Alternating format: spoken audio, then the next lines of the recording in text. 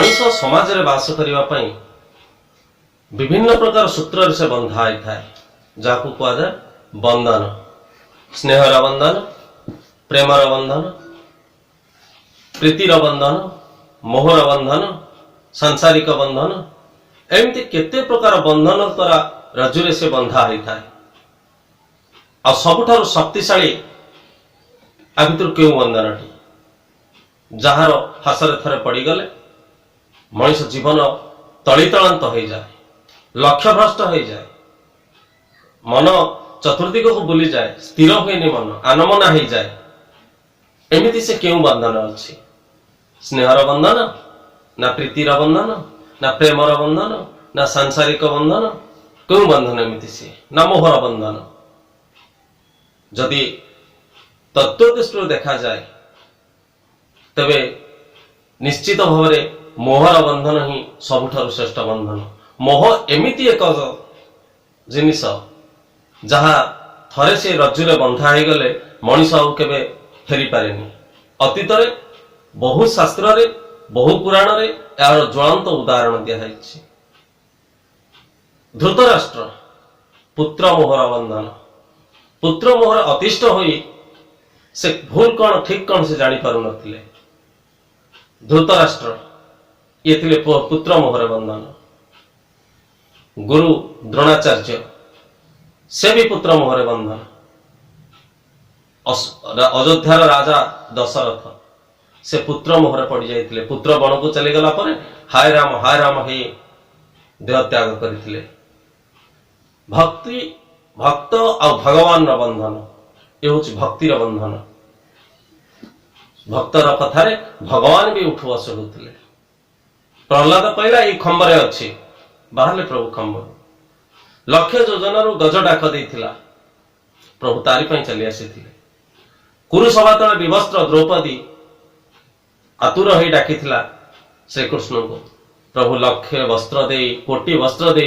लज्जा निवारण करथिले तेणु ये मोह हूँ एमती प्रत्येक प्रति निगूढ़ भाव में बांधी हवा ही मोह बोली कह जाए अतिशय लोभ जहाँ कह जाए अतिशय भल पाइबा ता हूँ मोह ये मोहर बंधन मुकुलिबा एते सहज नुह अतीत में आम बहुत मोहग्रस्त होता लोकंर कहानी शुणी तेज आसतु दर्शक बंधु आज एमती जड़े साधु सन्थ कथा शुणा जे कि मोहग्रस्त होई निजर सबु जीवन जन्मर तपस्या को सबुदिन तपस्या को पथ भ्रष्ट हो जाते तपस्या पथ भ्रष्ट हो जाते निजर संन्यास जीवन बेकार हो जाता जहाँ कहती 12 वर्षर तप सुकुआ झोल चली जाए से भाई अवस्था होता से साधुंकर तेरे जानवा चाहते दर्शक बंधु से साधु किए और जानापी कहानी सविशेष जानापी आपण कहानी को संपूर्ण देखु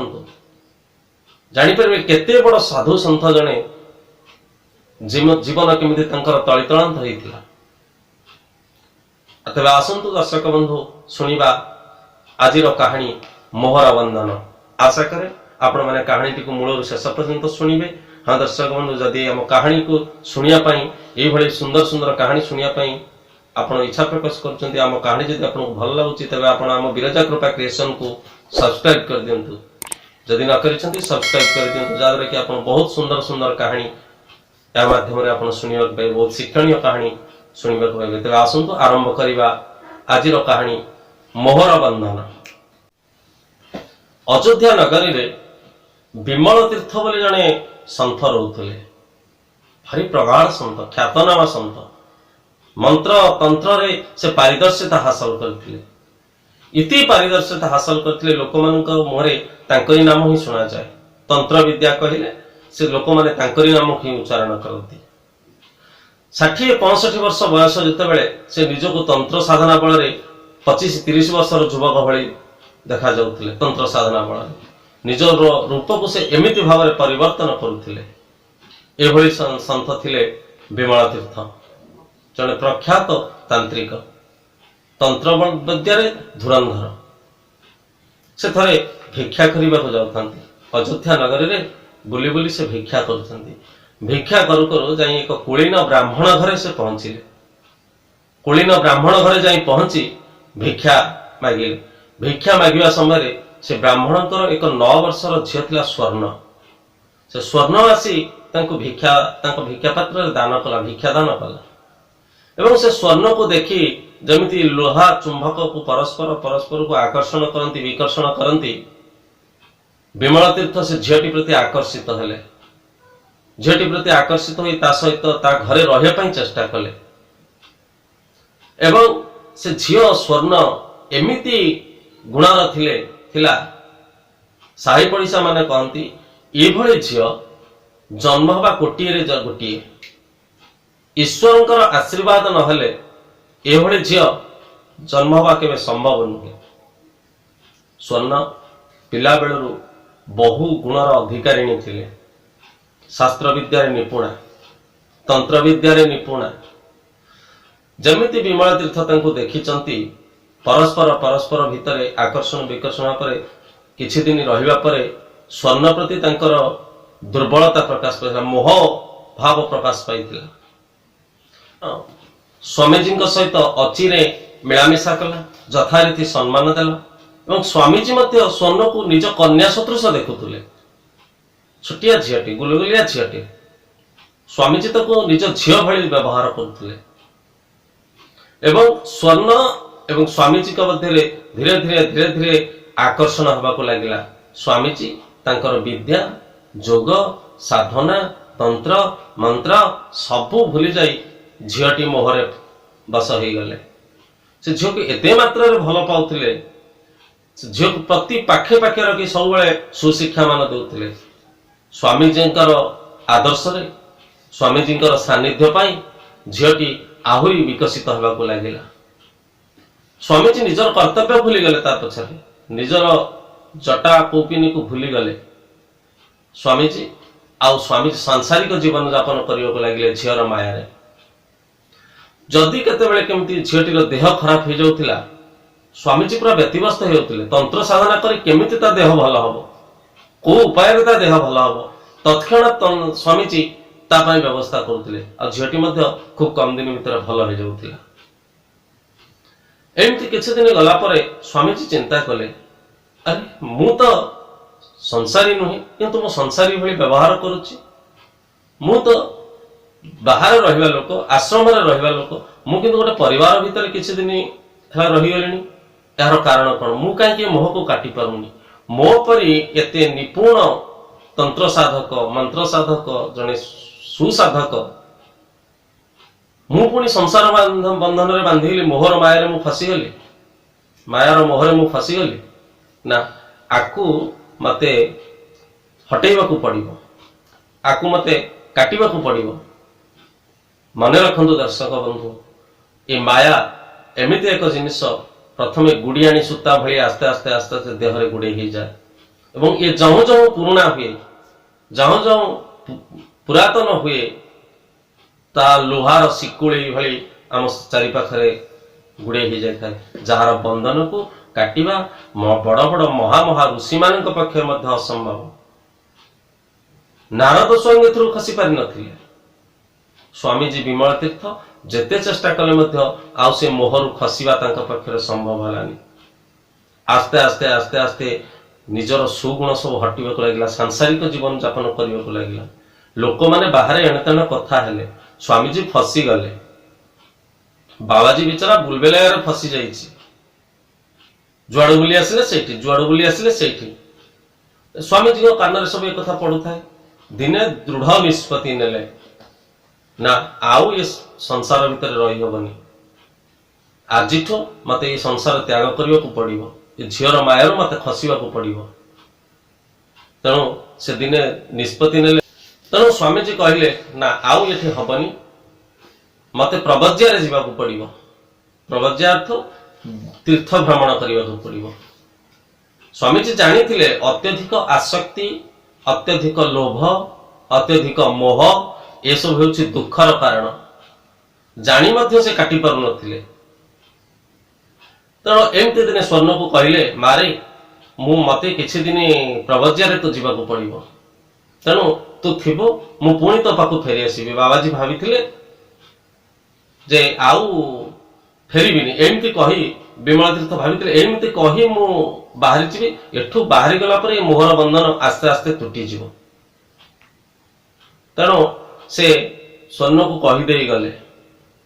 ଦୈବଶତ ଯୋଉଦିନ ବାବାଜୀ ବାହାରିକି ଯାଇଛନ୍ତି, ଦୁଇ ଜଣଙ୍କର ଯୋଉ ସ୍ନେହର ବନ୍ଧନ, ଯୋଉ ମୋହର ବନ୍ଧନ ଥିଲା, ଯେତେବେଳେ ବିମଳା ତୀର୍ଥ ବାହାରି ଗଲେ ସ୍ୱର୍ଣ୍ଣର ଦେହ ଅତିଶୟ ଖରାପ ହେଲା, ଭୀଷଣ ଖରାପ। ଆଉ ତ ସନ୍ଥ ନାହାନ୍ତି ତନ୍ତ୍ର ବିଦ୍ୟା କରି ଭଲ କରିଦେବେ। ବ୍ରାହ୍ମଣ ବାପ ମା, ଅର୍ଥହୀନ, ଦରିଦ୍ର, ସେ କାହୁଁବା ପାଇବେ ଡାକ୍ତର ପାଖକୁ ନେବା ପାଇଁ। ତେଣୁ ସ୍ୱର୍ଣ୍ଣ ଶଯ୍ୟାଗ୍ରସ୍ତ ହେଇଗଲା, ରୋଗଗ୍ରସ୍ତ ହୋଇ ଶଯ୍ୟାଗ୍ରସ୍ତ ହେଇଗଲା। ସ୍ୱାମୀଜୀ ଏକଥା ବାହାରୁ ଥାଇ ନିଜର ଯୋଗ ବଳରେ ଜାଣିପାରିଲେ ଯେ ସ୍ୱର୍ଣ୍ଣର ଦେହ ବହୁତ ଖରାପ ଅଛି। ବ୍ୟତିବ୍ୟସ୍ତ ହୋଇପଡ଼ିଲେ। ମୋହ ପାଖରେ ଥିଲେ ହୁଏନି, ଯାହାକୁ ଥରେ ଯିଏ ଥରେ ଏ ମୋହର ବଶ ହେଇଯାଇଥାଏ, ଦୂର ଦୂରାନ୍ତରରୁ ସେ ତାକୁ ଆକର୍ଷିତ କରେ। ଚୁମ୍ବକ ତ କିଛି ଲୁହାକୁ କିଛି ବାଟରୁ ଆକର୍ଷଣ କରେ, କିନ୍ତୁ ଏ ମୋହର ବନ୍ଧନ ଏମିତି ଶହ ଶହ କିଲୋମିଟର ଦୂରରୁ ବି ମନକୁ ଆକର୍ଷଣ କରେ। ସ୍ୱାମୀଜୀ କହିଲେ ନା, ବାଟରେ ଯାଉଥାନ୍ତି ଯୋଗ ବଳରେ ଯେତେବେଳେ ଜାଣିଦେଲେ ସ୍ୱର୍ଣ୍ଣର ଦେହ ଅତିଶୟ ଖରାପ, ସେ ଖାଲି ମତେ ହିଁ ଖୋଜୁଛି, ବାବା ବାବା ବୋଲି ହଉଛି, ମତେ ଏ ପରିସ୍ଥିତିରେ ଆଉ ପ୍ରବଜ୍ୟା ଯିବା ଆବଶ୍ୟକ ନାହିଁ। ମତେ ସ୍ୱର୍ଣ୍ଣ ପାଖକୁ ଫେରିଯିବାକୁ ପଡିବ ଏବଂ ତାକୁ ବଞ୍ଚେଇବାକୁ ପଡିବ। ବିଚାରୀ ମୋରି ପାଇଁ ହାୟ ହାୟ ହଉଛି, ମତେ ଝୁରୁଛି। ତେଣୁ ବାବାଜୀ ବିମଳ ତୀର୍ଥ ପ୍ରତ୍ୟାବର୍ତ୍ତନ କଲେ, ଆଉ ତୀର୍ଥକୁ ଗଲେନି, ପ୍ରବଜ୍ୟାକୁ ଆଉ ଗଲେନି। ମୋହ ଟାଣି ଆଣିଲା, ମାୟା ଟାଣି ଆଣିଲା। ବାଟରେ ଆସୁ ଆସୁ ସ୍ୱର୍ଣ୍ଣ କିନ୍ତୁ ଆଉ ବଞ୍ଚି ପାରିଲା ନାହିଁ। ଜାଣିପାରିଲେ ଯେ ସ୍ୱର୍ଣ୍ଣ ଚାଲିଗଲା। ବିମଳ ତୀର୍ଥ ଜାଣିପାରିଲେ ଯେ ସ୍ୱର୍ଣ୍ଣ ଚାଲିଗଲା। ଆସି ଘର ପାଖରେ ପହଞ୍ଚିଲେ, ଦେଖିଲେ ସ୍ୱର୍ଣ୍ଣର ମର ଶରୀର ପଡିଛି। ବହୁତ ହାୟ ହତାଶ ହେଲେ, ସହିପାରିଲେନି ଏ ବିଚ୍ଛେଦ, କୋମଳବତୀ ଝିଅର ବିଚ୍ଛେଦ ସହିପାରିଲେ। ଯାହାକୁ ନିଜ ଝିଅଠୁ ଅଧିକ ଭଲ ପାଉଥିଲେ, ଯାହାକୁ ନିଜ ଝିଅଠୁ ଅଧିକ ସ୍ନେହ କରୁଥିଲେ, ଯାହାକୁ କନ୍ୟା ସଦୃଶ ଦେଖୁଥିଲେ, ମୋରି ଆଖି ଆଗରେ ତାର ମରଣ ହେଇଗଲା। ଧିକ ମୋ ସଂସାର ଜୀବନକୁ, ଧିକ ମୋ ସନ୍ନ୍ୟାସୀ ଜୀବନକୁ, ଧିକ ମୋ ସାଧୁପଣକୁ, ଧିକ ମୋ ବିଦ୍ୟାକୁ। ସତ ଭିତରେ ମୁଁ ବଞ୍ଚେଇ ପାରିଲିନି। ପାଖରେ ଯଦି ଥାନ୍ତି, ଆହା ମୋ ସ୍ୱର୍ଣ୍ଣ ବଞ୍ଚି ଯାଇଥାନ୍ତା। ଏମିତି ମୋହର ବନ୍ଧନ ହୁଏ। ଏମିତି ଦାରୁଣ ଦୁଃସମ୍ବାଦ ଆଉ ଏ ଦାରୁଣ ଦୃଶ୍ୟକୁ ଦେଖି ସ୍ୱାମୀଜୀ ଆଉ ସହିପାରିଲେନି। ସେ ମଧ୍ୟ ଜଳ ଛାଡ଼ିଦେଲେ, ଅନ୍ନ ଛାଡ଼ିଦେଲେ, ଭୋକିଲା ରହିଲେ। ସବୁବେଳେ ଖାଲି ସ୍ୱର୍ଣ୍ଣର ଗୁଣକୁ ଝୁରିଉଥାନ୍ତି। ଆହା କେଡେ ବକଟେ ଛୁଆ, କେତେ ଦିବ୍ୟ ଜ୍ଞାନ ପାଇଥିଲା। ସେ ହୁଏତ ବଢି ଯାଇଥିଲେ ଆହୁରି ବହୁତ ଭଲ ଜ୍ଞାନ ଲାଭ କରିଥାନ୍ତା, ଭଲ ବିଦୁଷୀ ମହିଳା ଜଣେ ହେଇଥାନ୍ତା ଏ ସଂସାର ପାଇଁ। ଚାଲିଗଲା ଅକାଳରେ ଛାଡିକି। ସ୍ୱାମୀଜୀ ବିମଳ ତୀର୍ଥ ସ୍ୱର୍ଣ୍ଣକୁ ଝୁରି ଝୁରି ଝୁରି ଝୁରି ଝୁରି ଝୁରି ଅନ୍ନ ଜଳ ତ୍ୟାଗ କରିଦେଲେ। କିଛି ଦିନ ମଧ୍ୟରେ ସେ ମଧ୍ୟ ଇହଲୀଳା ସମ୍ମରଣ କଲେ, ଚାଲିଗଲେ ସଂସାରରୁ ବିଦାୟ ନେଇ। ଲୋକମାନେ କହୁଥାନ୍ତି, ଆହା ବିମଳ ତୀର୍ଥଙ୍କ ଭଳି ସାଧୁ, ବିମଳ ତୀର୍ଥଙ୍କ ଭଳି ସନ୍ନ୍ୟାସୀ, ସେ ମଧ୍ୟ ମୋହର ବନ୍ଧନରୁ କାଟି ପାରିଲେନି। ଆମେ ବା ଛାର ମଣିଷ, ଆମେ ବା ଛାର ମଣିଷ, ଆମେ କେମିତି ମୋହରୁ କାଟିବା? ମୋହ ବନ୍ଧନରୁ ଆମେ କେମିତି ମୁକ୍ତ ପାଇବା? ତେଣୁ ଦର୍ଶକ ବନ୍ଧୁ, ଯେତେ ପାରୁଛନ୍ତି ଏ ସଂସାର, ଦୁଇ ଦିନିଆର ସଂସାର, ଦୁଇ ଦିନିଆର ସଂସାର, ଇଏ ଗୋଟେ ପାଖରେ ଏନ୍ତୁଡି, ଗୋଟେ ପାଖରେ ମଶାଣି, ଗୋଟେ ଦିନ ଏନ୍ତୁଡିର ଦିନ, ଗୋଟେ ପାଖ ମଶାଣିର ଦିନ, ମଝିରେ ଆଉ ରହିଲା ଯାହା ଅଛି ତାହା ହଉଛି ସଂସାର। ଏ ସଂସାର ବନ୍ଧନରୁ ମୁକ୍ତି ପାଇବା ପାଇଁ ଶ୍ରୀପାଦ ପଙ୍କଜରେ, ଭଗବାନଙ୍କ ପଦାରବିନ୍ଦରେ ସ୍ଥାନ ପାଇବାକୁ ହେଲେ ଆମକୁ ଏ ମୋହରୁ, ଏ ମୋହର ବନ୍ଧନ ପାଖରେ ବିମଳ ତୀର୍ଥ ମଧ୍ୟ ହାରିଗଲେ। ମୋହର ବନ୍ଧନ ସାଧାରଣ ବନ୍ଧନ ନୁହେଁ।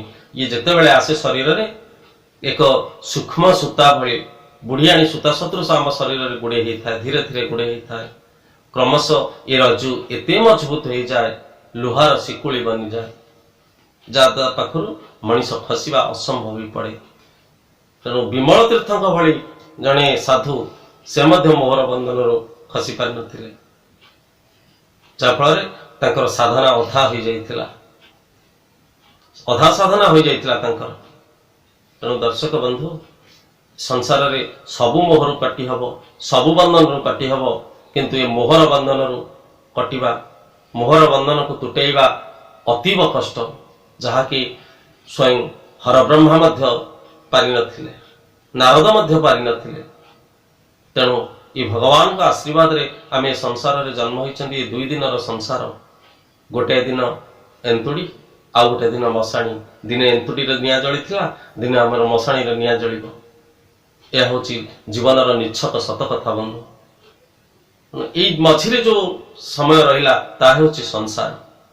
ई संसार भितरे आमे ईश्वरंकर पदारविंद रे मन रखी चलिबा, ईश्वरंकर सेवा करिबा, ईश्वरंकर चिंतन करिबा, सत पथरे जिबा, सत कहिबा, धर्म आचरण करिबा, निज लक्ष्य पथरे आमे चलिबा। कौनसी मोहरे आमे पड़िबानी, काहारी मोहरे आमे पड़िबानी। संसार रे चलुथिला बेले आमे काहारी मोहरे आमे पड़िबानी। जद्दूर संभव आमे मोह ठारू अलगा रे रहिबा। मोह हेले लोभ आसीबो, लोभ आसिले पाप आसक्ति बढ़िबो, आसक्ति बढ़िले पाप हबो, पाप हेले आमे मृत्यु हबो हमर।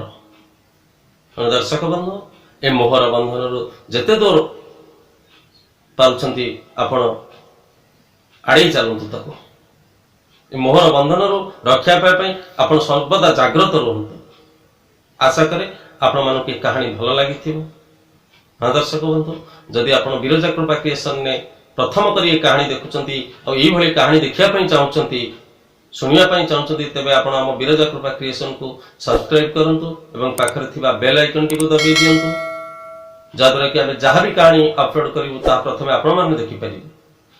और ये कहानी जब आप हृदय को छुईची तेज आप अन्य को जनवाई आप शेयर करूँ। एवं ए कहानी को नहीं जदि कौन मतामत आपण पाखरे अच्छी आपणकर से बहुमूल्य मतामत आम आशीर्वाद सदृश। आपण से सुचिंतित मतामत को आपण कमेंट्स बॉक्स को आसी कमेंट्स लिखि आपण हमको जणांतु, जहाद्वारा कि आम उपकृत हेबु। एवं ये कहानी को आहरी केमिति सर्वांग सुंदर करी आहरी भल भल कहानी आपण मानक पाखरे आम परिवेषण करिवु ताहा प्रति सर्वदा चेष्टा करिवु, सदा चेष्टित हेबु आमे। आज तो समय हो जाए दर्शक बंधु, ए कहानी को मुझे समाप्त करी आपण मानक पाखर विदाय नेउछि। मु उपस्थापक वैद्यनाथ पंडा। पुणी देखा हबो आउ एक अध्याय आउ एक नुआ कहानी सहित। सेतेबेले जाए मु विदाय नेउछि। जय जगन्नाथ, जय मां विरजा, वंदे उत्कल जननी।